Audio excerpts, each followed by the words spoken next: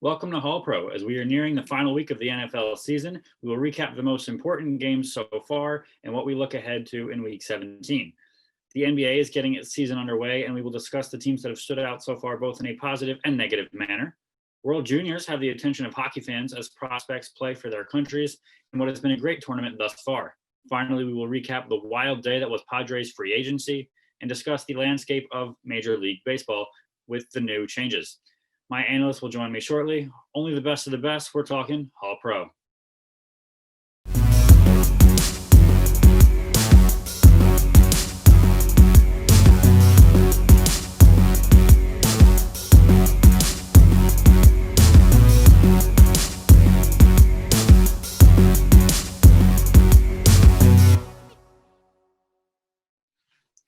I am now joined by Brendan Balsamo and Ryan Johnson. Guys, how are we doing? Doing Pretty great. Happy New Year to all you guys. Hope you guys had good holidays, and I'm just ready to talk some sports. Yeah, I'm pretty good too. I'm really excited to be on today. So, All right, let's get right to it. First, start talking about the NFL. Week 16 saw some games with huge implications. What do you think was the most consequential game of Week 16? Ryan, I'll start with you. I'm thinking it was the Titans loss to the Packers. If the Titans won that game, they would have clinched the AFC South. But by losing that game, they really let the Colts back in the race for the division. And I think coming into Week 17, if they lose, they might be out of the playoffs, which is kind of weird to think about. The Titans not making the playoffs. I thought they were a sure lock earlier this season. So I think that was a huge loss for them, and I'm really interested to see how they can bounce back. Brendan, how about you? I'd probably have to go either with the Buccaneers game, which they dominated the Lions, because in preseason, I didn't think Brady would lead them back to the playoffs. I always thought he was just a system QB in New England, but seems to prove me wrong, led the team back to the playoffs. Or I would go with the Eagles-Cowboys game, because the fact that the Cowboys won, still gives a chance for three teams in NFC East to possibly make the playoffs, which would be huge. All three of those teams started 2-7 this year, and there's never been a team to start 2-7 and make the playoffs. So that will be one of those teams will be the first team to start 2-7 and make the playoffs. Yeah, the NFC East will definitely prove to be an interesting battle in Week 17. And Ryan, like you mentioned, the Titans, I was very surprised that the thought that they could miss the playoffs, because everyone thinks Derrick Henry is so dominant, and Ryan Tannehill does a good job enough in that offense. So it surprises me that they could even miss the playoffs. My game was the Browns versus the Jets. Not only did it have huge playoff implications, but it also had huge draft implications. The Jets now are definitely out of the running for Trevor Lawrence. They clarified that with their win. Trevor Lawrence can obviously do a lot in Jacksonville, but I think it would have been cool to have a quarterback of that caliber in a bright light city where he's going to have a lot of the attention on him. Now he's banished to the obscurity of Jacksonville. And the Browns went from in contention to winning the division to now possibly missing the playoffs by losing that game. That was a big swing for them. They haven't won the division in 30 years. So you'd think, even though they were missing a lot of wide receivers because of COVID, they would come out with a little bit more oomph in that game. That just wasn't there. So I was pretty surprised by that one. I thought that one was very significant. Now looking ahead to Week 17, what game do you guys think is going to be the most important this upcoming weekend? Brendan? I'd probably have to go with Washington, Philly, because it's going to be a home game for Philly. Washington right now is in the lead in the NFC East. So they pretty much hold their own destiny if the Cowboys beat the Giants, then they hold their own destiny. There's just so many different scenarios to possibly happen in the NFC East. Either game, the Philly-Washington game, the New York-Dallas game, they'll all be good games because they're all awful teams. And it'll hold a lot of weight for the upcoming playoff picture. Yeah, definitely. Ryan, what about you? I'm going to go with the Browns versus the Steelers. I was thinking about the NFC East games, but I just think that all the teams are so bad that they're not really going to be able to make any noise in the playoffs. And if the Browns lose, they could actually miss the playoffs. The Colts are playing the Jaguars, so they could easily sneak in. There are a bunch of teams that are 10-5 And this weekend in the AFC it's going to be, it could really shake things up for the playoff picture the way things are right now.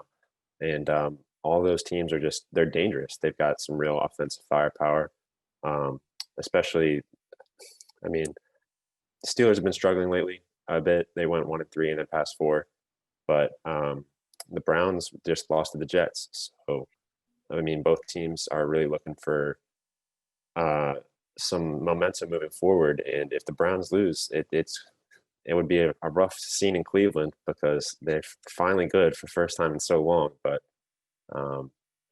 yeah, I think that's going to be the most important game of the weekend. Colin, you said that no NFC East team could make noise in the playoffs, but don't forget that the Giants beat the Seahawks earlier this year, and I think they're far and away the best team in the NFC East, and maybe I'm biased to my team, but I think they have a chance to make some noise, maybe win a game or two. I mean, They have 5-10 right now. They beat the Seahawks. That's all I'm going to say. But that's all right. I would say the max that any NFC East team could win is 1 game. But I think the most as optimistic as I am, I'd have to agree. Right. I think the most important game of this weekend to me is the Packers and the Bears. The Bears control their own destiny. They could get in with a win, but obviously the Packers are trying to play for that 1 seed, which I think is going to be very consequential in the NFC playoff picture. If Drew Brees can sneak that 1 seed, keep himself in that dome environment throughout the playoffs, and then it's going to be huge for the Saints. Packers obviously would rather have them come up to Lambeau. So I think that's going to be a really big game. And then kind of in tandem with that, at the 4:30 slot is Cardinals-Rams. The winner of that game makes the playoffs, and the loser could very well be out of it. Goff got hurt last week in that game against the Seahawks. So that's going to be an interesting game. Cardinals seem to have the edge. And those 2 games, the Bears, Cardinals, and the Rams are vying for the last 2 spots in the NFC wildcard. So I think it's going to be interesting to see how those teams play, how the backup for the Rams will play, and which 2 of those teams will sneak into the playoffs. But we've been talking a lot about the NFC East. And the Washington football team had an interesting past week and a half with Dwayne Haskins. After the loss to the Seahawks, which he didn't play awful. He wasn't great, but he was okay. After the loss, he was seen at an event with strippers. And, he says he wasn't at a strip club, but it was a big violation. He wasn't wearing a mask. So this was very against team policy. So to me, and then they cut Dwayne Haskins after this most recent loss, which to me was questionable timing given their game this upcoming weekend. Do you think it was a bad idea to cut Haskins at this time, given that their starter, Alex Smith, is in question because of his health? No, I don't think so, because Haskins really has yet to prove anything as an NFL player. And I really think they're going to ride as far as Alex Smith can take them, offensively at least. They have Chase Young on the defensive side, but as far as offense goes, they'll ride as far as Alex Smith can take them. The incredible comeback story, that might give them a little magic, give them the last push to make the playoffs. But I don't think it was, egregious to cut him at that moment. Ryan? I'm not a huge fan of the move personally. Given Alex Smith's injury history, I think it's definitely something to be wary about moving forward. Just if he gets injured, I mean, who are they going to play?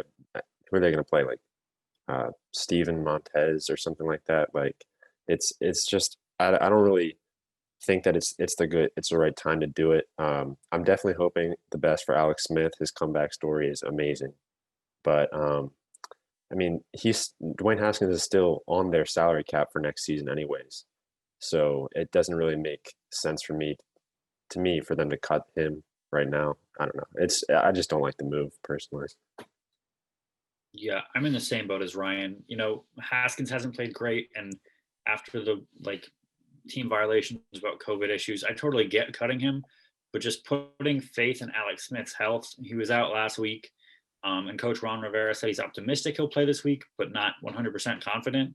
So just putting that reliance on Alex Smith getting back onto the field is nerve-wracking for Washington. And then if he can't play, they're going to trust this guy Taylor Heineke. I don't even know how to say it because he really hasn't been in the NFL all that much, to me, them putting more trust in him over Dwayne Haskins is a little surprising moving into this Week 17 pivotal matchup. But talking about Week 17, quick prediction: who do you guys think is going to win the NFC East? Brendan? As much as I love my Giants, they're going to blow it, and Washington's going to make the playoffs. Surprised you're going with that pick. I was really expecting a Giants pick there. Ryan, what do you think? Yeah, I'm expecting Washington to win too. If Alex Smith comes back, they were really good under him, so I think Washington wins it. I agree that if Alex Smith plays, it will be Washington. If not, I actually think the Cowboys will beat the Giants and take that last spot. But we're going to move over to the NBA now. It's been a couple weeks since the season's gotten underway. Slow starting out of the gate, only about 4 or 5 games played for each team. But who has impressed you thus far or surprised you in the opposite way, kind of negative? Brendan, what's your biggest surprise team so far? I kind of want to point out the Suns because they're starting 3-1. Their only loss was a 3-point loss. They beat Dallas, who's a pretty good team. And I'm very excited to see what they do in their next 3 games because 2 of them are against, I believe, the Nuggets and the Clippers. So 2 playoff teams right there. And I'm excited to see how it'll work with Devin Booker and Chris Paul.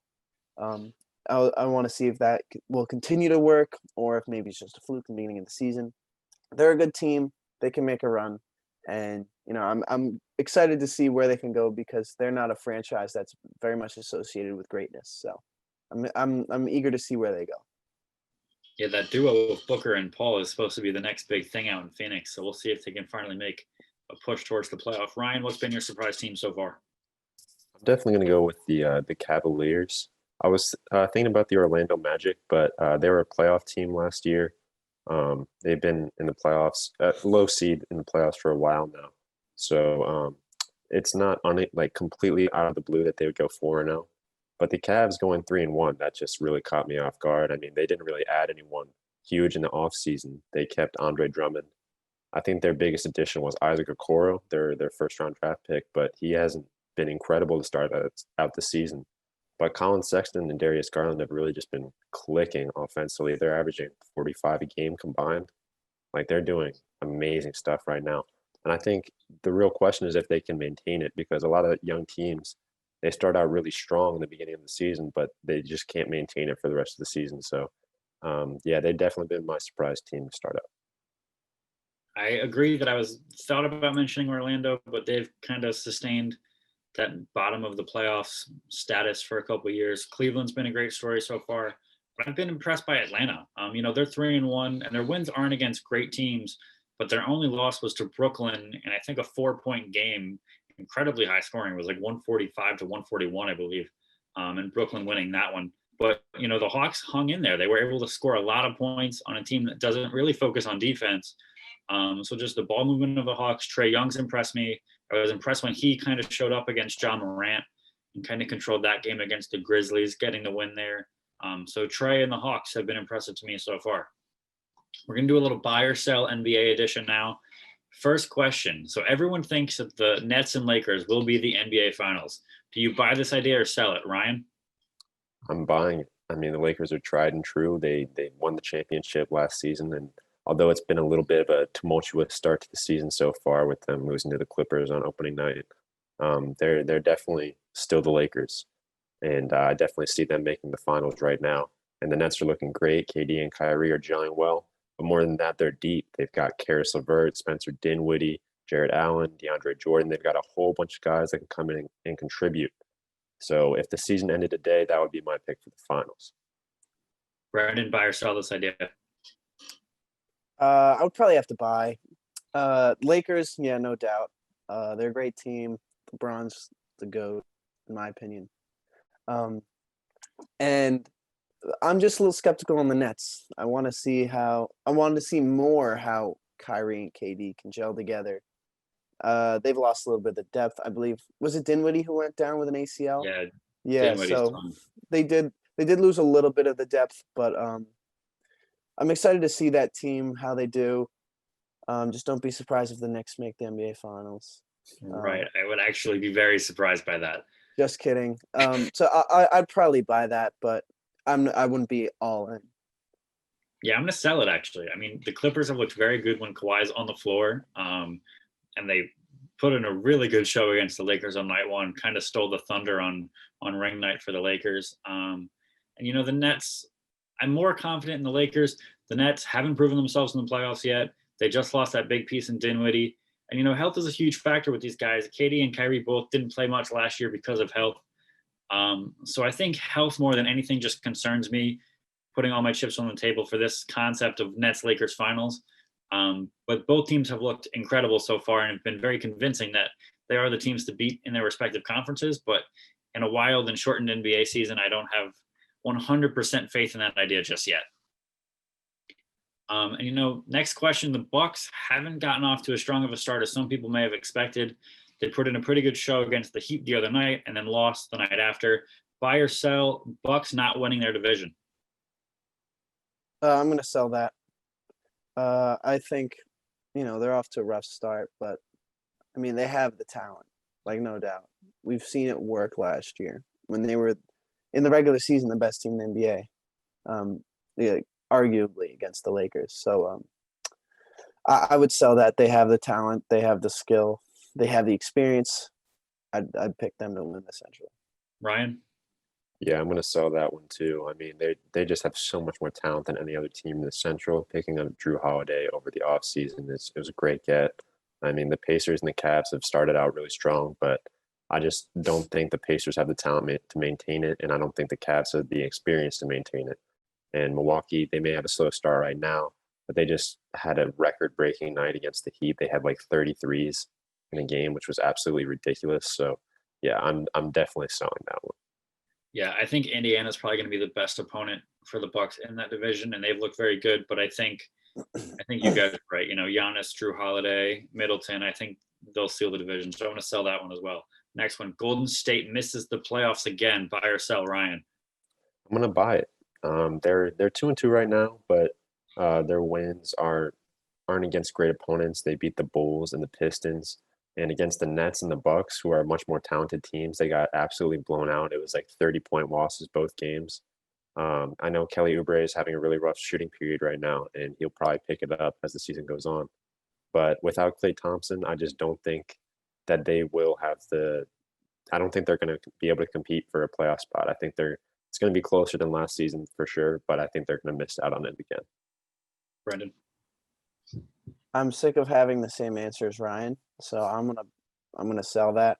I think Curry will try and take the reins on the team, get some more leadership, and just completely show out with his skill. Hopefully for them, I think they have the experience, like with the Bucks I said, but like the experience is tenfold more than the Bucks. So much depth, finals experience, playoff experience. So I think they're capable of doing it. So I think they will make the playoffs. I appreciate you mixing it up, but I'm going to go with Ryan on this one. Without the Klay, they can't space the floor as well. Curry scored 29 or more points in every game when they're only 2-2. And like Ryan said, they're getting blown out by these better opponents, playoff teams. Final question. Do you think the Rockets are going to get fleeced in a trade for James Harden? Buy or sell? Brendan? Sell. I don't think Harden's going to get traded. I think at this point, if he's not gone, I don't think he's going to leave for the rest of the season. We've seen similar things in like with other big stars in sports, like Francisco Lindor for the Indians. Like there's all these rumors in the offseason. The past 2 off seasons, they're going to trade him, and by spring training or the beginning of the regular season, he's not gone. He doesn't leave. So I think he's going to stay the whole time. Yeah, I hate to agree with Brendan again, but I don't think they trade him either. A lot of prospective teams are starting to pull out. I think the Heat pulled out earlier, and the Nets don't look like they're going to make a trade anytime soon. So realistically, the only trade that could happen is the Sixers, and they look pretty good to start out the season so far. So unless they really fall off a cliff, I don't really see why they would go shopping for Harden. I don't think they trade him except. I mean, maybe Portland will be looking into him for CJ McCollum or something like that, but I don't see it happening this season. I'm a little surprised by that. I'm going to buy it. I think just what we've seen transpire between James Harden and the Rockets so far makes me think that that relationship's done and Harden really wants out. It may be hard to find suitors given how the teams have looked and what Houston would be asking for, but I think that's why they will get fleeced eventually. I think they're going to have to lower their asking cost a lot because Harden still doesn't want to be there. I don't think they're going to be extremely competitive. They may make the playoffs in the West, but I don't think they're going to be one of those top tier teams. So I think the longer he's there, the worse it gets because he wants out. The relationship between him and the team isn't going anywhere. So I think that's why their asking price is going to lower, and eventually they will have to strike a pretty bad deal for James Harden. But we're going to move forward now over to the NHL, World Juniors, a bunch of storylines going on. Just pick one, recap it real quick for us. Brendan, what do you think about what we've seen so far in the World Juniors? The one thing I want to focus on, like the storyline I want to pick is can the Americans upkeep this offensive output? We've seen what they can look like when they don't play a full 60 and they lost 5-3 to Russia, but then their next game, less than 24 hours later, they put on 73 shots, win 11-0 against Austria, and then their next game they win 7-0 against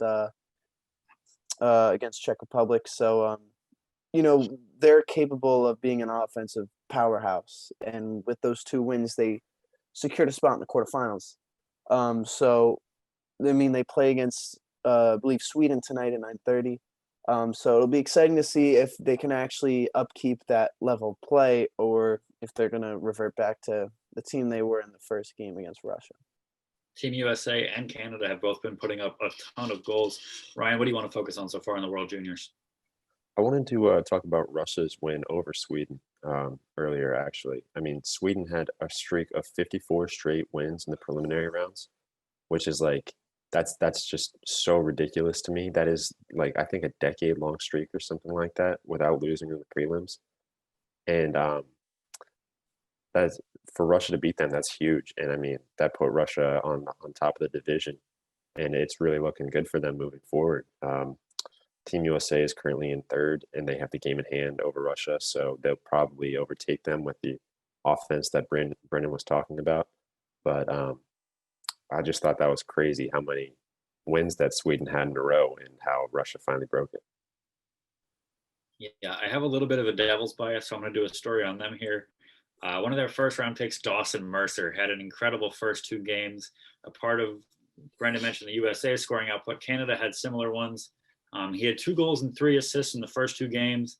Third game, he didn't put any points up, but the Devils' prospects have all looked really good. Alexander Holtz had 2 points in Sweden's most recent game, I believe.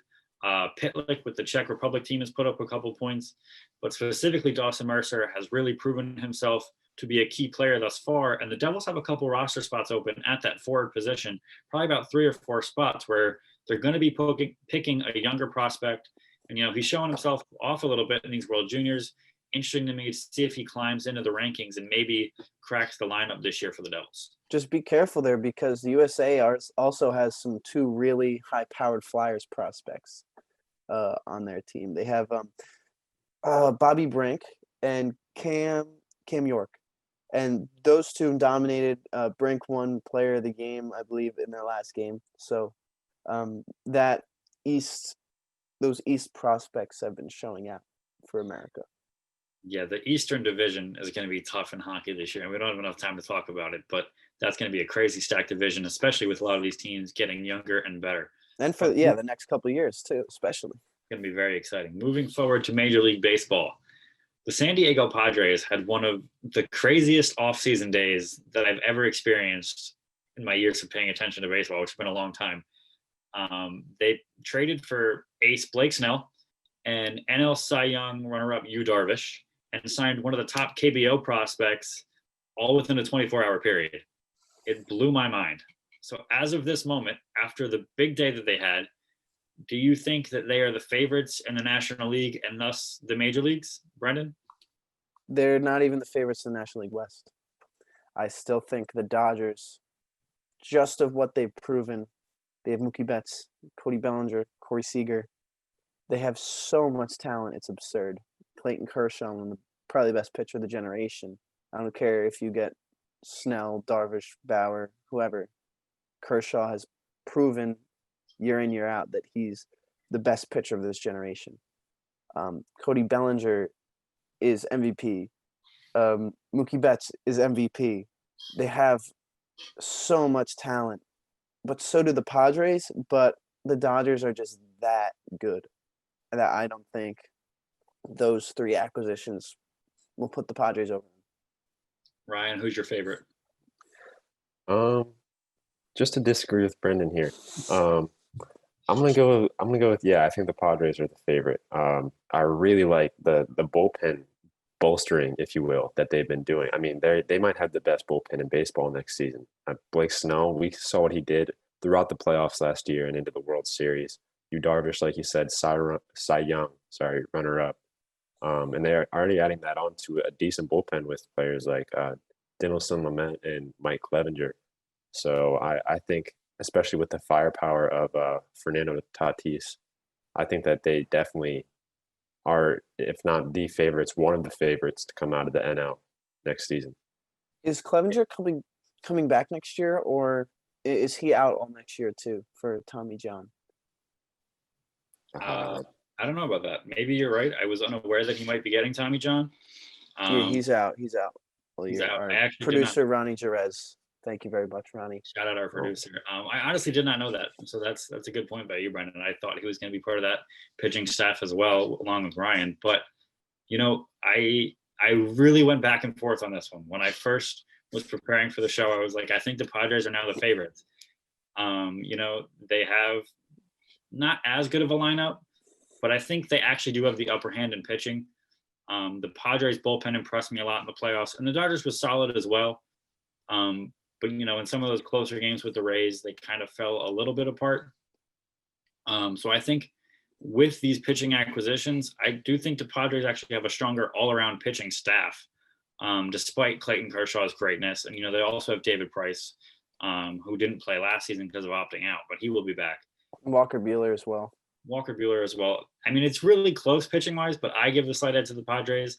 But I think overall, I will pick the Dodgers and agree with Brendan that they're the stronger team overall. And I think they're the favorites in the division and the National League as well. And I think if Clevenger was there, I think I probably could have picked the Padres. But if Clevenger's there, it becomes – oh, man, these two teams are incredible. And the fact that they're in the same division is difficult for both of them. Probably the most exciting division in baseball now because of the Padres just last year, no one expected them to do what they did. And now they're a powerhouse, which is crazy to think about. I think it's going to be the most dominated division in baseball, as in the top two teams just absolutely crush the bottom three. I don't really have high hopes for the Rockies, the Giants, or the Diamondbacks in that division. But anyway, moving forward, so the National League just, the Padres were impressive last year, but they just gained another powerhouse. Do you think the National League is now dominant? Will the National League champion be a clear-cut favorite in the World Series? What do you guys think, Ryan? I'm thinking yes. I mean, we take a look at the Rays last year coming out of the American League. You just took one of their best players in Blake Snell, and you moved him to the Padres, who are now one of the favorites to come out of the NL. I mean, I don't see any of these top American League teams really competing with the Dodgers or the Padres or even a team. Maybe, I don't think this will happen, but the Braves. The National League is just, they've got so much talent right now. Those few teams have got so much talent that I think that the team that comes out is definitely the clear-cut favorite to win it all. I think if the Yankees sign a starting pitcher and re-sign DJ LeMahieu, they can put up a fight. But I don't see any other team in the AL doing so. Because the Yankees, they have the firepower. They've been deep in the playoffs the past 3 years, 4 years rather. So that's the only team I can realistically see putting up a fight against the Dodgers or Padres. I think in the NL, I think if the Mets pop off like everyone thinks they will, in the offseason, I think they can put up a fight too. But no other team in the AL besides the Yankees can. If the Mets spend money, they could possibly rival the worst team of the two, but that's probably about it. I second a lot of what you guys said. I would have mentioned all four teams. Padres and Dodgers seem to be the clear-cut favorites. The Braves are in there. They made the NLCS last year, still a pretty solid team. And free agency depending, the Mets could put in a good effort as well. It's rumored that George Springer is pretty close to signing with the Mets and that he's going to be their starting center fielder. I think that's a piece they've been missing for a while. And then if they get Trevor Bauer, which is a big if, I don't think any clear-cut favorites have really come out for him yet. But if he would go to the Mets, that would be a huge step forward for their rotation, putting them up in that category of the top elite teams. And I think the Yankees are the same way. If they manage to sign Trevor Bauer, then they really do become a part of the conversation. I think they already are the clear American League favorites. The Astros have been in decline and they're probably going to lose Springer. And then the Rays just lost their ace. So I think the Yankees are the clear-cut favorite in the American Leagues. But like you guys said, I think the National League is just one step ahead right now. And unless Trevor Bauer goes to an AL team, I really think the NL has the edge. That's a pretty crazy flip from just think back to 2019 where the NLCS was Nationals Cardinals, and then the ALCS was Astros Yankees. Yeah. And we're like, whoever wins the ALCS is going to win, and then the Nationals pull off a crazy 7-game series win. But it's such a quick flip from just a year or two ago. That's very true. And that was one of the weirdest series, the Nationals Astros, when the road team won every single game. It was one of the most anomalies of a series I've ever seen. A fun series, though. It was very fun. Yeah, good series. But it's a great point how it's flipped very quickly. Where you're right, Astros Yankees seem to be the pre-World Series a couple years ago, and now it's interesting to see. We may see that in the National League. But that is going to do it. All the time we have for today. We thank you for watching Hall Pro. We hope you enjoyed the rest of winter break, and thanks.